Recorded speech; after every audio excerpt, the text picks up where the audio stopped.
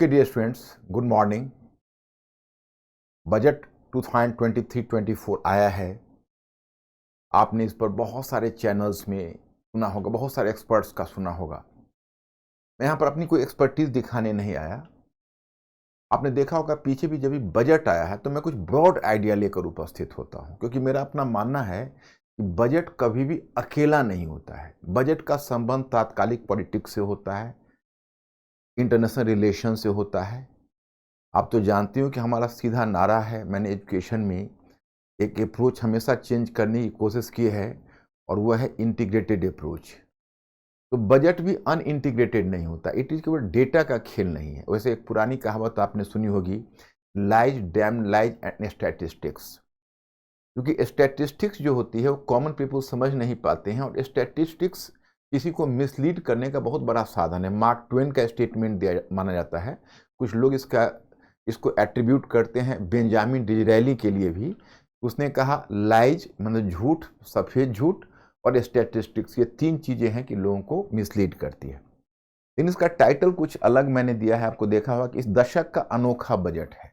क्यों अनोखा बजट है, इसका कारण मैं बताता हूँ अभी। लेकिन फिलहाल मुझे एक व्यक्तिगत घोषणा करनी है अपने स्टूडेंट्स के बीच, क्योंकि जो उनके बजट से संबंधित है।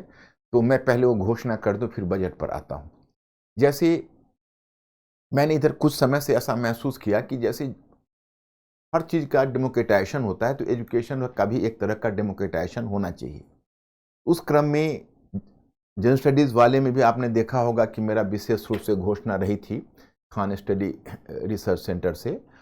और मैं अपने ऑप्शनल जो मैं स्टडी में चलाता हूँ उसमें भी मैंने सोचा है बदलती हुई परिस्थितियों के अनुकूल। क्योंकि मैंने देखा कि जब मैंने जनरल स्टडीज़ में वहाँ देखा, बच्चों का रुझान देखा या उनके ऊपर फाइनेंशियल बर्डन देखा, तो देखो ऑफलाइन वाले में तो एक व्यवस्था होती है, इंफ्रास्ट्रक्चर का कॉस्ट और बाकी इतने सारे कॉस्ट हो जाते हैं कि वहाँ पर बहुत मुश्किलें आती है। तो ऑफलाइन का दायरा भी सीमित होता है। लेकिन ऑनलाइन वाले में मेरा हाथ थोड़ा सा ज़्यादा खुला हो सकता है। इसलिए मैं आप लोगों तक एक सूचना देना चाहता हूँ कि अब ऑनलाइन में भी हमारे जैसे दो तरह के कोर्स हैं। एक कोर्स हमारा होता है जिसे हम लाइव कोर्स कहते हैं, जो एकदम ऑफलाइन के पैरेलल में चलता है। उसी तरह के क्लासेस, क्वेश्चन आंसर, सब कुछ, सारी व्यवस्था हमने बराबर की दी हुई है। तो जिसमें क्वेश्चन पूछने की बच्चों की व्यवस्था है, जिसको आंसर ड्यूली उनको किया जाता है दूसरे दिन। ऐसी ऑनलाइन कोर्स का 25% रेट हम कट कर रहे, और जो हमारे रिकॉर्डेड कोर्स होंगे, रिकॉर्डेड जो हमारे ऐप पर होंगे या फिर हमारे पेन ड्राइव कोर्स होंगे, उसमें सीधे फ्लैट 50% का हम रिडक्शन कर रहे हैं। तो हमारा विश्वास है कि यह बच्चों के लिए अफोर्डेबल हो जाएगा। और हम जो उनको इंटीग्रेटेड अप्रोच पहुंचाना चाहते हैं, या फिर हिस्ट्री का जो एक, मैं चाहता हूं कि यू डिजर्व द बेस्ट, आपको बेस्ट से बेस्ट एजुकेशन मिले। तो आप सभी बच्चों का, जिनका थोड़ा फाइनेंशियल वीक पोजीशन है, उनका भी एक्सेस कोर्स के ऊपर हो। तो ये एक छोटी सी घोषणा थी जो आप लोगों के बजट से संबंधित थी। तो मैंने इस घोषणा को कर दिया। अब हम आते हैं बजट के कुछ महत्वपूर्ण मुद्दों पर। मैं स्टूडेंट देखिए, मैं बजट के ब्रॉड आइडिया की बात करूंगा, क्योंकि स्टैटिस्टिक्स से उलझाना तो कोई बड़ी अच्छी चीज़ नहीं है। क्योंकि आप तो जानते ही हो कि कम से कम बच्चों में ट्रेंड हो। बल्कि मेरा तो शौक यह है, एक समय ऐसा आए, या मेरा उद्देश्य यह है कि जब अगला बजट आने वाला हो तो बच्चे लोग आपस में बेटिंग करें इस बार के बजट का डायरेक्शन क्या होगा। तो कुछ बातें इस बजट में चौंकाने वाली भी है, और कुछ बातें पहले से जो अनुमान की जा रही थी उसके आधार पर है। पहले हम लेते हैं बजट के ऑब्जेक्टिव पर। तो जो ओल्ड पॉलिसी के साथ कॉन्टिन्यूएशन है, वो कॉन्टिन्यूएशन है। जैसे हमने ग्लोबलाइजेशन से पल्लू पहले ही झाड़ लिया था पैंडेमिक के टाइम में। 2020 में आत्मनिर्भर भारत की घोषणा की थी, और उस घोषणा के बाद हमने उसे पल्लू बिल्कुल झाड़ लिया था कि भाई अब हमें पहले अपने डोमेस्टिक मार्केट को ही मजबूत बनाना है। तो इस क्रम में उसी ब्रॉड पॉलिसी से जुड़ा हुआ है। क्योंकि इस बार भी आप देखेंगे कस्टम ड्यूटीज़ के फ्रंट पर कोई ऐसा कंसेशन नहीं है, बल्कि हमारा कुल मिलाकर हमारी पॉलिसी प्रोटेक्शनिस्ट है। मतलब हम कहीं ना कहीं अपने बाजार को ही संरक्षित करने का प्रयास कर रहे हैं, और ये वर्ल्ड वाइड ट्रेंड है। इसके लिए हम अकाउंटेबल नहीं है। अमेरिका, चाइना, सबकी यही पॉलिसी रही। लेकिन हाँ, दूसरी बात है कि हम G20 के देश का लीडरशिप ले रहे, उन्हें लीडरशिप लिया है। तो हम कहीं ना कहीं एक लीडरशिप के रोल में भी आना चाहते हैं। तो यह भी हमारी कोशिश है। और इसमें हम विश्व गुरु की बात तो नहीं करेंगे, क्योंकि विश्व गुरु शब्द थोड़ा सा उसमें एरोगेंस हमें दिखता है। वसुधैव कुटुंबकम एक बहुत अच्छा स्लोगन है जो हमने G20 में भी रखा है, और इसमें G20 के लीडरशिप के पॉइंट ऑफ व्यू से पहले से भी हम लोगों ने कोशिश शुरू कर दी। जैसे अक्टूबर 2022 में जहाँ तक हमें याद है कि हम लोगों ने एक लाइफ स्टाइल फॉर इन्वायरमेंट जो हमारे प्राइम मिनिस्टर ने घोषणा की थी, और लाइफ स्टाइल फॉर इन्वायरमेंट का मतलब है कि हमारे भारतीयों का एक रहन सहन एक कॉमन इस स्तर का होना चाहिए कि इन्वायरमेंट इकोलॉजी का बचाव हो, रक्षा हो, क्योंकि दुनिया में अगर इकोलॉजी नहीं बचेगी, इकोलॉजी के ध्वस्त होने के साथ पूरी दुनिया ध्वस्त हो जाएगी। तो अगर सबको बचना है, इकोनॉमी को बचना है, तो हम इकोलॉजी को बचाएं। तो लाइफ स्टाइल फॉर इकोलॉजी ये हमने पहले से ही इसको डिक्लेयर कर रखा था। तो उस पॉलिसी के कंटिन्यूएशन में इस बार जो हमारा बजट है उसमें ग्रीन इकोनॉमी का जो कॉन्सेप्ट है यह लीडरशिप के रोल में हमें ला सकता है।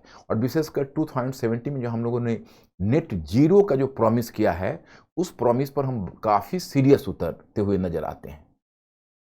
अब मैं स्टूडेंट्स, आप पूछोगे कि भाई ये आपको ये बदलाव विशेष रूप से क्यों नज़र आता है, क्योंकि आप तो जानते हो कि मैं इतिहास को भी देख रहा हूँ, आप लोग भी बहुत लोग इतिहास को देख रहे होंगे। जब पहला इन्वायरमेंट पर जब पहली बैठक हुई थी, इन्वायरमेंट पर पहली बैठक हमें याद है 1972 में, हालांकि मुझे याद उस समय एक स्टूडेंट के तौर पर नहीं है क्योंकि मैं खुद भी बहुत बच्चा था, लेकिन बाद में जो पढ़ा तो स्टॉकहोम्स में एक सम्मेलन हुआ था, इन्वायरमेंट पर पहला सम्मेलन हुआ था। उस सम्मेलन में इंदिरा गांधी ने रिप्रेजेंट किया था।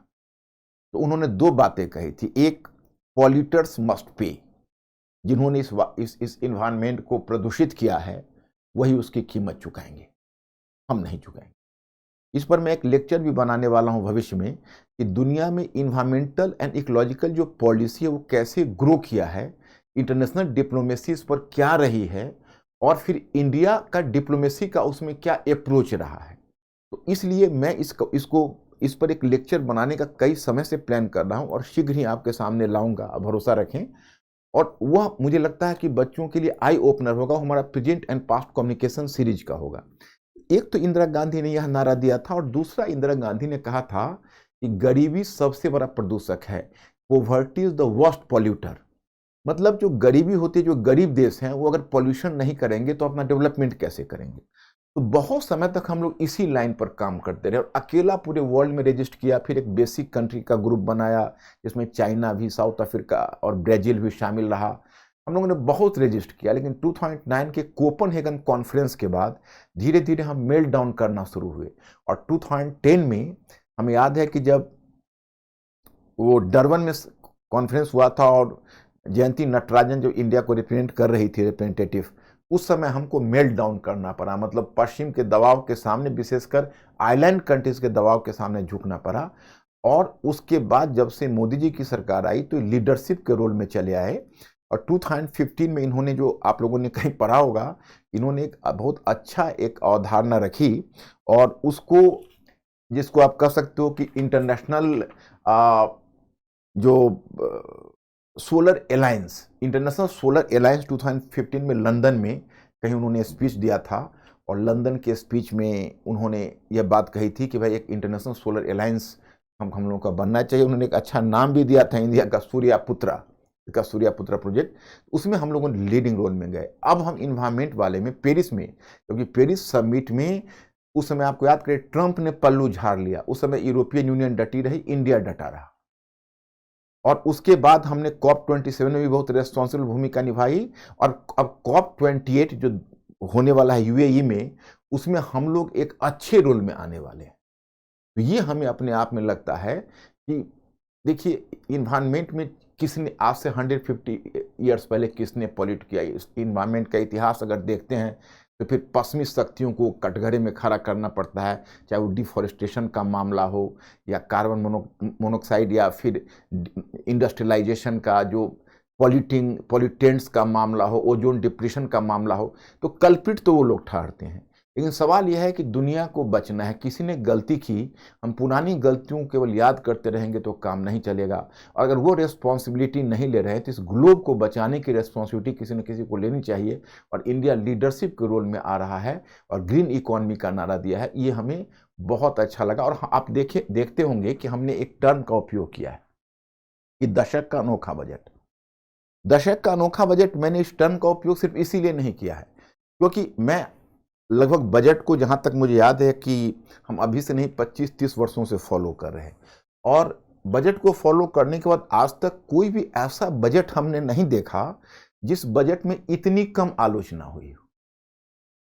हमें याद है कि जब चैनल पर जब हम डिफरेंट एक्सपर्ट्स का सुन रहे थे तो पार्टी लाइन पर तो आलोचना होती ही है। आप जानते हो कि राहुल गांधी ने भी एक नाम दिया, जैसे अमृतकाल। हालांकि अमृतकाल जैसे नाम या सप्तर्षि कहीं ना कहीं हमारे कल्चर से उसको जोड़ता है।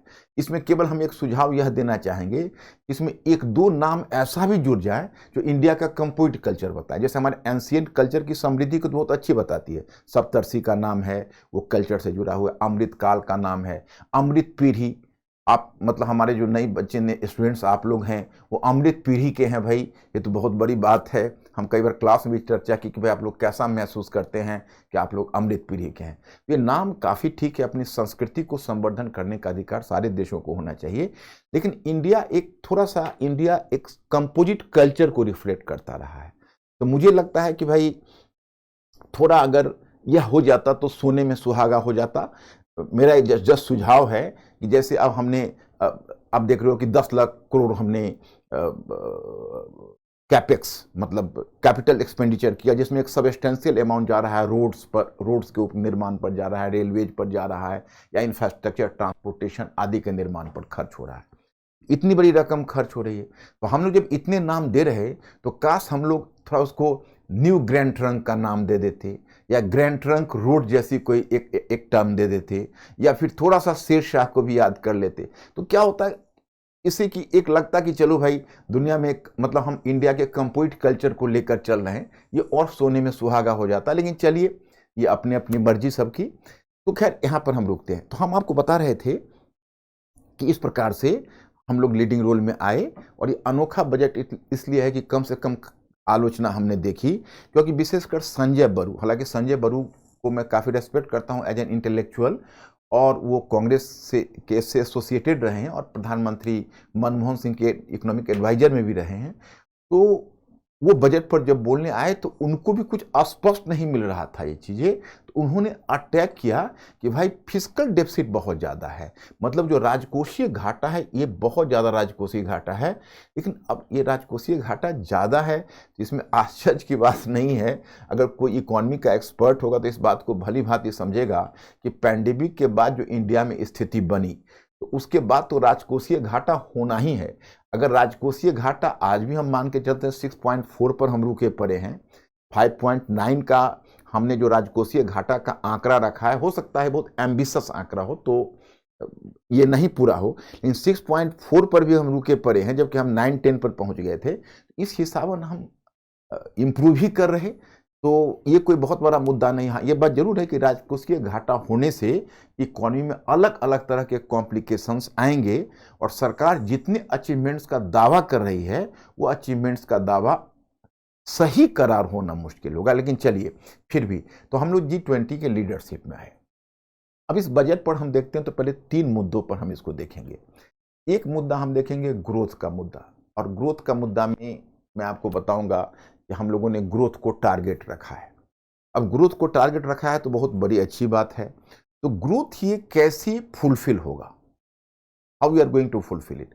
इसमें सरकार का जो सोल इम्फेसिस है वो इम्फेसिस है capex, capital expenditure. Capital expenditure जो कि हमारे, आप समझ सकते हो कि अपने आप में बहुत बड़ी चीज़ है कि वो जीडीपी का 2.7% से 3.3%, मतलब 10 लाख करोड़, कहाँ 7.3 लाख करोड़ से बढ़ाकर सीधा 10 लाख करोड़ कर दिया गया। तो कैपेक्स का कैपिटल एक्सपेंडिचर होगा, जो इंफ्रास्ट्रक्चर से लेकर रेलवे इंफ्रास्ट्रक्चर, एग्रीकल्चर इंफ्रास्ट्रक्चर और सारे इंफ्रास्ट्रक्चर में वो पैसे लगेंगे। तो जो वो पैसे लगेंगे तो उससे ग्रोथ कैसे होगा, तो उससे एम्प्लॉयमेंट जनरेशन होगा। और वो जो इसमें एक कॉन्सेप्ट आता है क्राउडिंग इन का, जो बेसिकली जॉन मेनार्ड केन्स की इकोनॉमिक थियरी से निकली हुई है। जैसे जॉन मेनार्ड केन्स की थियरी ये है, जो मैं आपको थोड़ा सा स्पष्ट कर दूं। जैसे केन्स का ये कहना था कि जब आपकी इकोनॉमी डाउन हो जाए, मैंने क्या कहा पीछे वाले बजट में भी मैंने एक बात कही थी कि इकोनॉमिस्ट कभी मरता नहीं है, समय के साथ वो पुनर्जीवित हो जाता है। जब 1970s का तेल संकट आया तो ऐसा लगा कि जॉन मेनार्ड केन्स अब अर्थशास्त्री के रूप में अब उसकी प्रासंगिकता समाप्त हो चुकी है। लेकिन जॉन मेनार्ड केन्स हमेशा उभर उभर कर आता है, उसको कोई समाप्त नहीं कर सकता। तो जॉन मेनार्ड केन्स की एक थियरी थी, उसने यह कहा था कि देखिए, जब इकोनॉमी में लक्षण अच्छे नहीं दिखते हैं, जब उसमें नेगेटिव ट्रेंड दिखते हैं, जब मतलब ग्रोथ डिक्लाइनिंग के पोजीशन में दिखता है, तो क्या होता है कि जो कैपिटलिस्ट हैं, वो कैपिटलिस्ट जो कॉमन पीपल होते हैं, वो भी अपने खर्च को कम कर देते हैं डर से, क्योंकि फ्यूचर के लिए उसको बचा कर रखना चाहते हैं, दूरदिन के लिए बचा कर रखना चाहते हैं। और जो कैपिटलिस्ट है वो भले ही अपने रुपये के बेड पर सोए रहेंगे, लेकिन वो इन्वेस्टमेंट के लिए आगे नहीं आएंगे। तो यहां पर केन्स का ये कहना था कि ऐसी स्थिति में गवर्नमेंट को रकम को लेकर आगे आना चाहिए और गवर्नमेंट को एक्सपेंडिचर करना चाहिए, कैपिटल एक्सपेंडिचर करना चाहिए।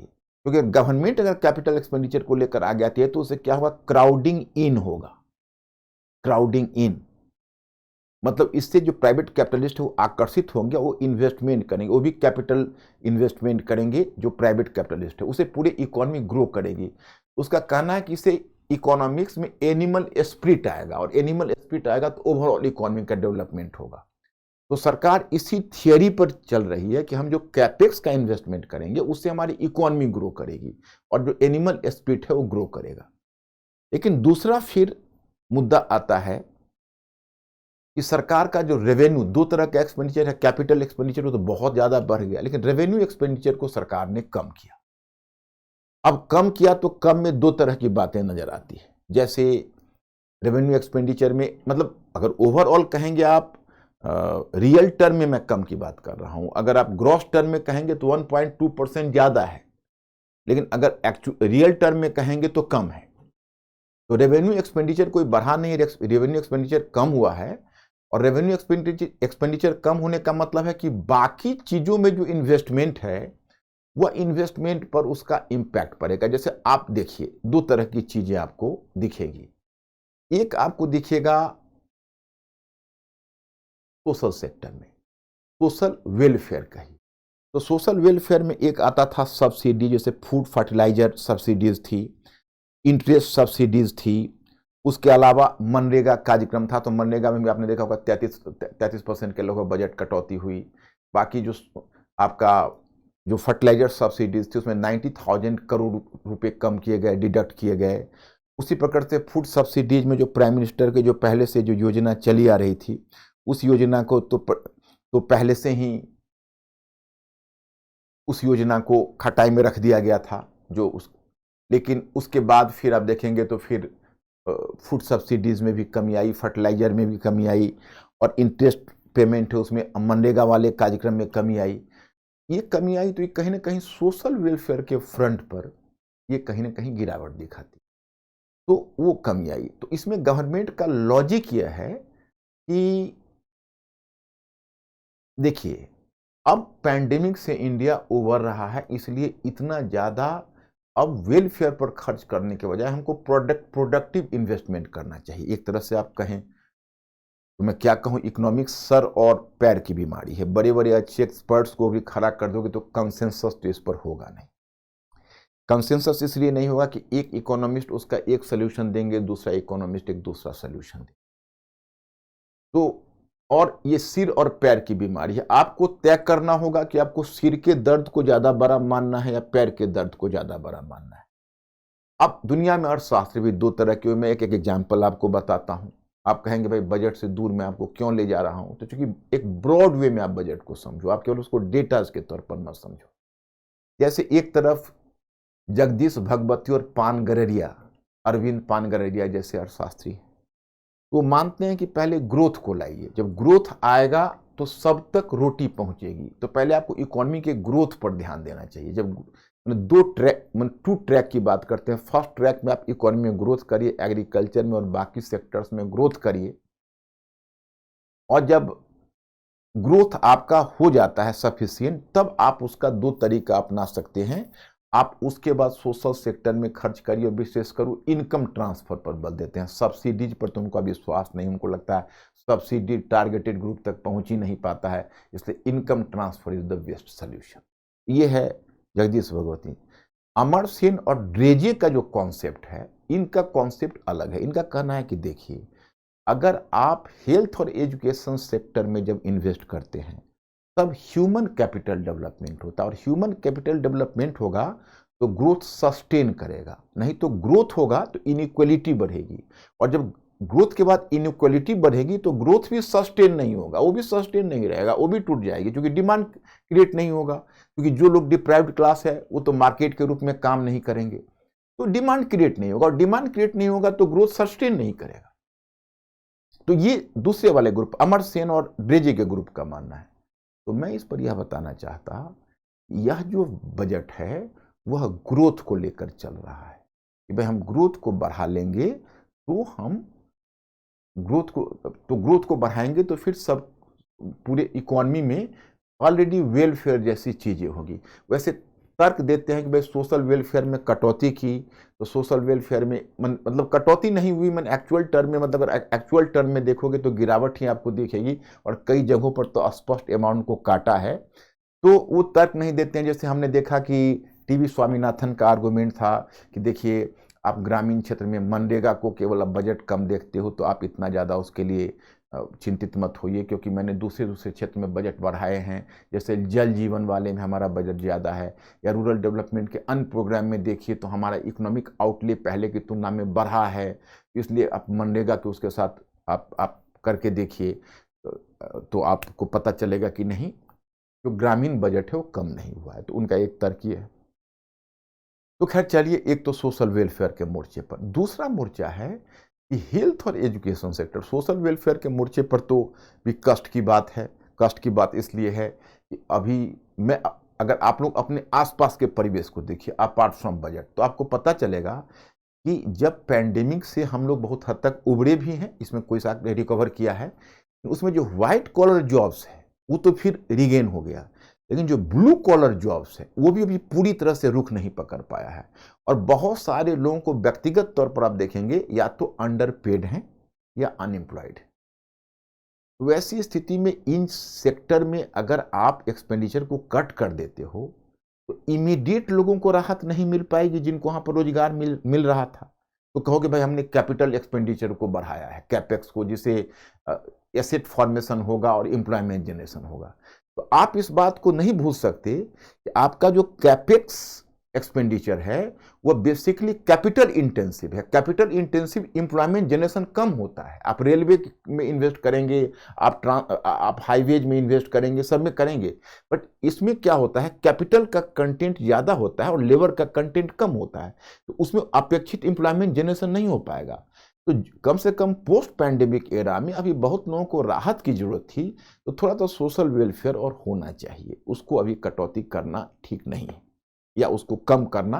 मैंने अब देखो, कटौती दो तरह से होती है, एक्चुअल डेटा से भी होती है और कई बार रियल टर्म में भी होती है। लेकिन मैं स्टूडेंट फिर भी चलिए, मुझे जो सबसे अधिक चुभा इसमें दर्द, वो हेल्थ और एजुकेशन सेक्टर। अब एजुकेशन सेक्टर में उनका यह तर्क है कि भाई हमने तो क्वालिटी इंप्रूवमेंट के लिए बहुत सारा काम किया है, विशेषकर प्रधानमंत्री कौशल योजना आप जानते ही हो, और उसमें अब एआई सेक्टर में, रोबोटिक्स में, और आपने पढ़ा होगा ड्रोन टेक्नोलॉजी में अब नए नए लोगों को प्रशिक्षण देंगे और एक ऐसे प्रशिक्षित पॉपुलेशन को डेवलप करेंगे। उनका कहना है कि 2030 में हम लोग पूरे वर्ल्ड में सबसे ज़्यादा वर्कफोर्स इंडिया में होगा, क्योंकि जो डेमोग्राफिक डिविडेंस है वो 2013 में अपने पराकाष्ठा पर पहुंच जाएगा, खूब हाइट पर पहुंच जाएगा। तो 60% हम लोगों के पास वर्कफोर्स होगा और हम वर्ल्ड का सबसे बड़ा वर्कफोर्स होंगे।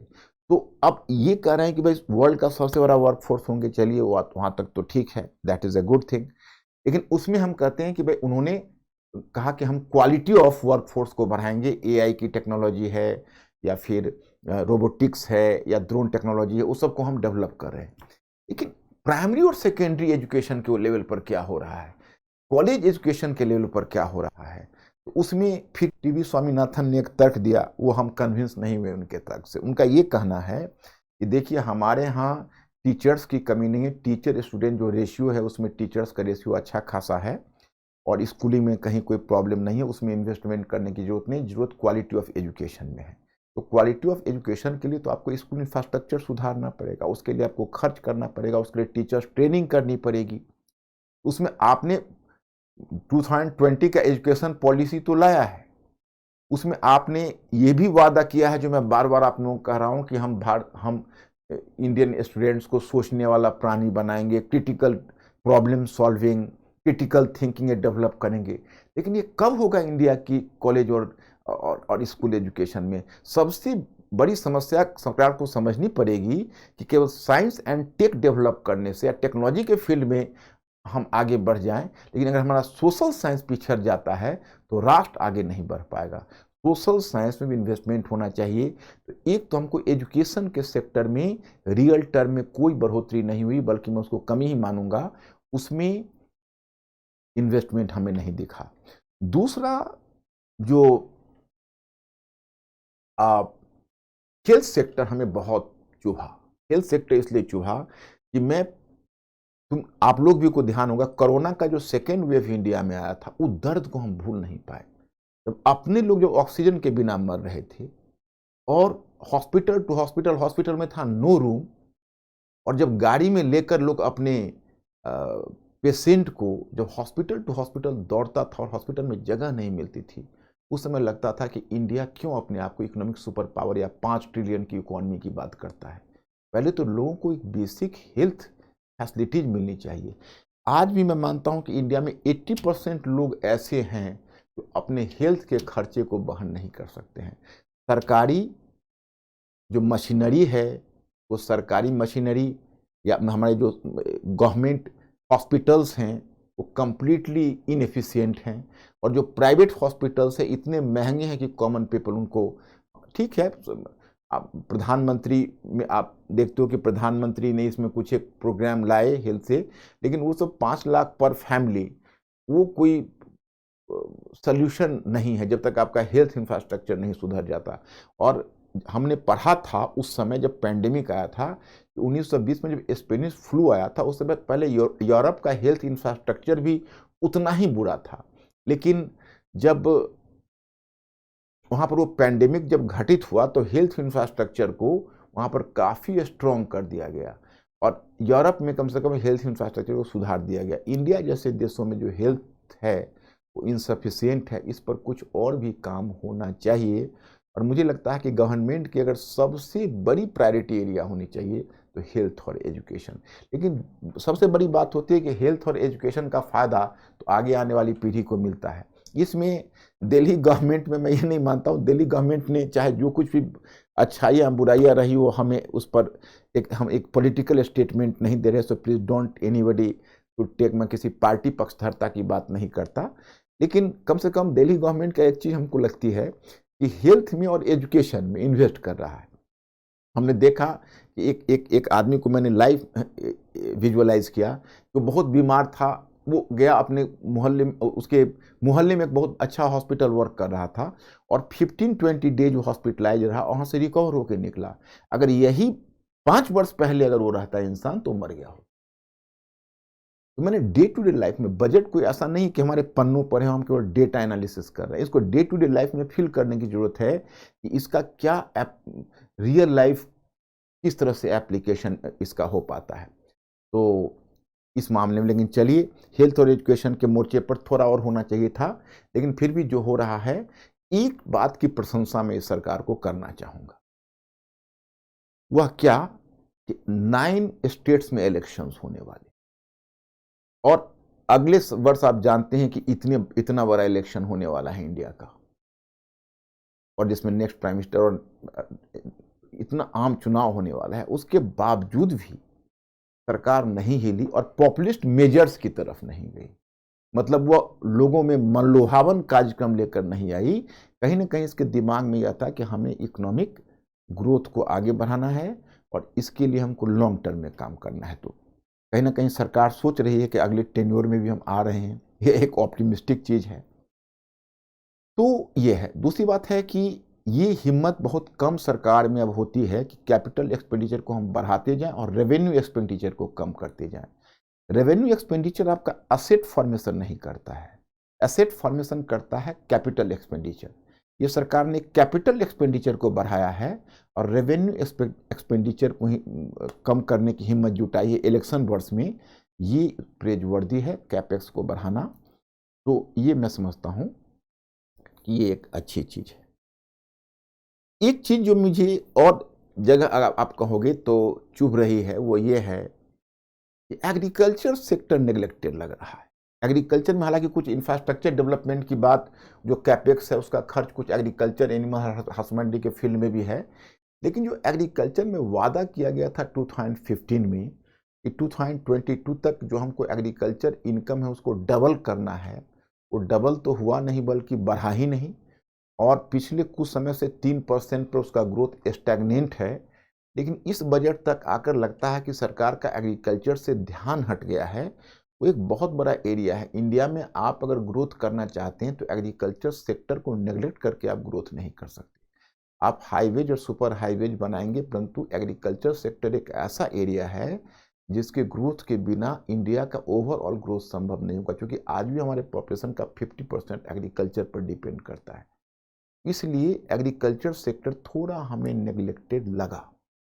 इसमें थोड़ा काम इसमें होना चाहिए था। हो सकता है कि गवर्नमेंट ने तो एग्रीकल्चर में बहुत बड़ा हिम्मत जुटाई थी। इकोनॉमिक लिबरलाइजेशन जो अब तक मनमोहन सिंह की सरकार ने 1991 में किया था, शुरू किया था, तो उसका तो फर्स्ट जनरेशन रिफॉर्म्स था। सेकेंड जनरेशन रिफॉर्म्स यही था कि हमको एग्रीकल्चर सेक्टर को भी धीरे धीरे मतलब जो मंडी सिस्टम है उसको समाप्त करके और हमें एग्रीकल्चर को एक मार्केटाइज करना है।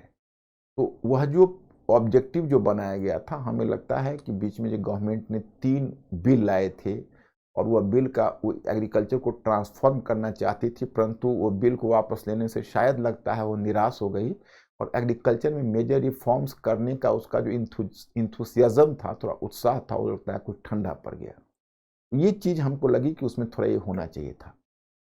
अब last but not the list, क्योंकि मैं आपको ज़्यादा टाइम नहीं लूँगा, हम ट्रेंड पर ही सिर्फ चर्चा करने आए हैं। एक बात आती है सस्टेनेबल कितना है। तो देखो सस्टेनेबिलिटी में जो इसकी जो धारणीयता है, how much was it sustainable, तो इसमें इस सस्टेनेबल पॉइंट को हम 2 पार्ट में बांटते हैं। एक पॉइंट बांटते हैं कि इकोनॉमी ओवरऑल कितना सस्टेनेबल होगा। तो मैं इस बात के लिए जितनी भी प्रशंसा करूं सरकार की कि भाई उसने जो ग्रीन इकोनॉमी को एम्फेसाइज किया है, ये एकदम टाइमली है। हमें याद है कि 1917 में इंदिरा गांधी ने फॉरेस्टेशन प्रोग्राम जब चलाया था, वृक्षारोपण, उस समय उसके प्रासंगिकता को लोग नहीं समझ पाए थे। जब राजीव गांधी ने 1985 में जब प्रधानमंत्री बना, तो हमें याद है, उस समय तो इंदिरा गांधी वाला तो याद नहीं है, लेकिन राजीव गांधी की एरा का याद है, बिकॉज तब हम पेपर के टच में रहते थे, मैं खुद भी स्टूडेंट था। जब राजीव गांधी ने चलाया था तो उसने एक CAD, उसने सैम पित्रोदा को, तो खैर इंदिरा गांधी के टाइम में एक पॉइंट उसको हुआ था, राजीव गांधी ने सैम पित्रोदा से जो डिजिटल रेवोल्यूशन इंडिया में शुरू करवाया था और डिजिटल टेक्नोलॉजी को जो इंट्रोड्यूस किया था, उस समय कंप्यूटर वगैरह के जो कंप्यूटर एज में जब इंडिया प्रवेश किया था, तो हमें याद है उस समय उसकी आलोचना होती थी कि इंडिया को बैलगाड़ी के एज से कंप्यूटर एज में लाने की कोशिश ये प्रधानमंत्री कर रहा है, ये समाज में आर्थिक और सामाजिक विषमता बढ़ रही है। उस समय आलोचक राजीव गांधी की भी आलोचना करते थे। लेकिन आज अगर हम यहाँ तक पहुँच पाए तो इलेक्ट्रॉनिक्स रेवोल्यूशन के कारण पहुँच पाए। और अगर इंडिया इतना कुछ के बावजूद भी, इतने पोल्यूशन के बाद भी अभी भी हम अगर अपनी जगह बनाए हुए हैं, तो हम समझते हैं फॉरेस्टेशन। आज देखिए दिल्ली का वातावरण कितना टॉक्सिक हो जाता है, लेकिन आप इसमें से वृक्ष को हटाइए, वृक्षारोपण को, फॉरेस्टेशन को, और सोचिए कि दिल्ली का क्या वातावरण होता। तो वो फॉरेस्टेशन प्रोग्राम इंदिरा गांधी ने चलाया था। आज मैं इस सरकार को इस बात के लिए मैं विशेष रूप से मतलब इस बात के लिए अनुग्रहित हूं एज ए नागरिक, इसने ग्रीन इकोनॉमी की बात की। अगर दुनिया को बचाना है तो इकोनॉमी को ग्रीन करना पड़ेगा और किसी न किसी को आगे बढ़ना पड़ेगा। तो लीडरशिप के रोल में इंडिया आने की कोशिश कर रहा है।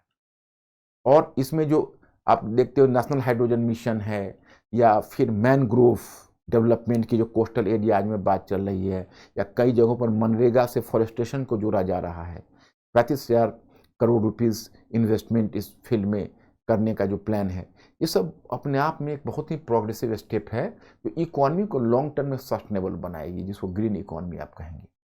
अब हो गई कि भाई बजट सस्टेनेबल, इसका आंकड़ा सस्टेनेबल हो पाएगा कि नहीं, जैसे 7% ग्रोथ, 7% ग्रोथ का इसका है, या इसने जो प्लान किया कि हम भाई हमने तो कहाँ 9% से 9.5% और 9% से कहाँ उसने जीडीपी को कम करके, सॉरी 9 से 9.5% से कहाँ उसने फिस्कल डेफिसिट को, राजकोषीय घाटा को कम करके 6.4 पर लाया, और अब एम्बिशियस प्लान इसका है कि 5.9% पर हम ले जाएं राजकोषीय घाटा को, मतलब फिस्कल डेफिसिट को, और इसका और फिर 3 वर्ष में 1.9% और कम करके 4.5% पर ले जाएं फिस्कल डेफिसिट को 2025-26 तक। ये हमें बहुत एम्बिशियस प्लान लग रहा है, लेकिन प्रत्येक गवर्नमेंट थोड़ा एम्बिशियस प्लान बनाती है, बाद में रिवाइज करती है, क्योंकि उसके साथ भी एक समस्या होती है कि अब इंडिया के 1 अरब 30 करोड़ लोग तो खैर नहीं बजट समझ पाते हैं, लेकिन इंडिया का जो भी 10-5 करोड़ लोग बजट समझते हैं, उन सभी को कन्विंस करना बहुत मुश्किल होता है।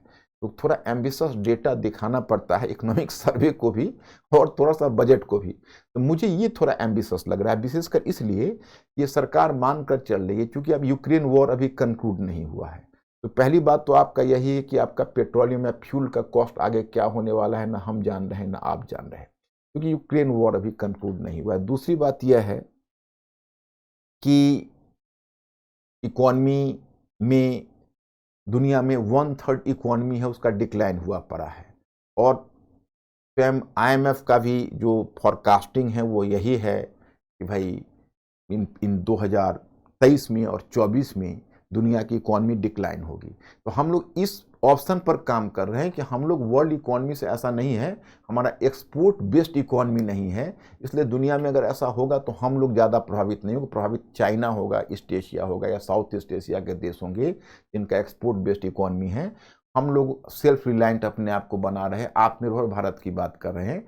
और चूंकि हमने इनकम टैक्स वाले को भी स्लैब को 7 लाख तक कर दिया, तो हालांकि इनडायरेक्ट टैक्स में तो माफ़ी कुछ नहीं हुई, कमी नहीं हुई, लेकिन जो डायरेक्ट टैक्स है उसको कम कर दिया, तो थोड़ा टैक्स को हमने कम कर दिया। तो हम मान के चल रहे हैं कि हमारा जो होम मार्केट है, और सबसे बड़ी चीज़ है कि सरकार यह सोच रही है कि हमारा जो विशेषकर जो टैक्स बोएंसी होगी वो बहुत ज़्यादा होगी, टैक्स काफ़ी बढ़ेगा, तो उससे हमारा बजट घाटा भी, सॉरी फिस्कल डेफिसिट भी हमारा कम हो जाएगा, क्राउडिंग इन होगा, उससे इकॉनमी बढ़ेगा, और मार्केट में डिमांड क्रिएट होगा क्योंकि लोगों के पास परचेजिंग पावर आएगा। ये सब हमें बहुत एम्बिशियस लग रहा है, ये फुलफिल होना थोड़ा मुझे ज़्यादा लग रहा है, लेकिन इतना चलता है। कुल मिलाकर मैंने इसको दशक का अनोखा बजट इसलिए बताया क्योंकि यह ऐसा बजट था जिसकी हमने कम से कम आलोचना देखी, जो अपने आप में बहुत बड़ी बात थी। तो माय स्टूडेंट्स, अब व्यूअर्स, हम यहीं रुक रहे, हम इसमें कुछ ब्रॉड चर्चा करने के लिए आए थे, और मेरा विश्वास है कि आप लोगों को कुछ फंडामेंटल बातें क्लियर हुई होंगी। Thank you very much. I will see you in the next lecture.